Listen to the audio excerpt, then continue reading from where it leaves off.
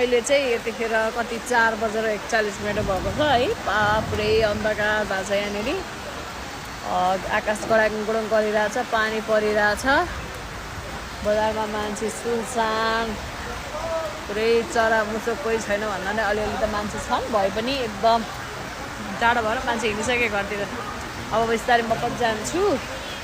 आमा तरकारी के खाने?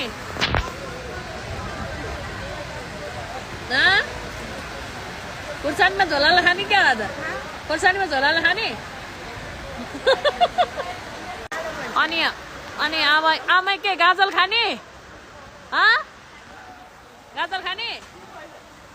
ल गाइज बजार सुनसान छ आज। वर्तमानमा बिहे चले सबलाई वर्तमान बिहे लागेर सुनसानै मान्छे फटाफुट्टा मात्रै छन् है। पानी पनि परे त्यही माथि पसल मात्रै छ, मान्छे छैनन्। ल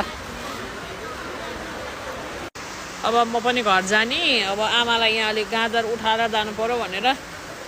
गाजर पनि फेरि यति राम्रो भइरहेछ र सेतो न सेतो पाउडर लगाए जस्तो भइरहेछ। त्यो गाजरलाई उठाएर अनि त्यहाँबाट बल्ल अनि घर जाने हो। पानी आइरहेछ, त्यहाँ बुढाबुढी बसेर व्यापार गरिरहेछन्। अब आमाले गाजर उठाएर त्यहाँ हाल्दैछ नि क्रेटमा। अब हामी जाने होइन आमा? अनि अब यहाँ कस्तो गाह्रो छ नि गाजर बेच्न। अब गाजर पानीले भेटेको गाजर झन् कामै नलाग्ने आउँछ। पाउडर लगाएको छ है आमा? पाउडर लगाएको छैन त? सेतो। मेरो भ्लगमा केही भन्नु छ तपाईँलाई?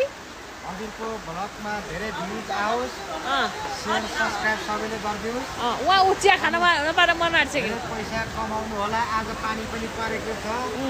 यो बानेश्वर तरकारी बजारको लेडी डन भनेर कसलाई चिनिन्छ भने सुस्मिता नेउपाने च्याउकान्छीलाई चिनिन्छ। मेरो घोर बेजत गरे यार। राईले मेरो घोर बेजत गरेको छ।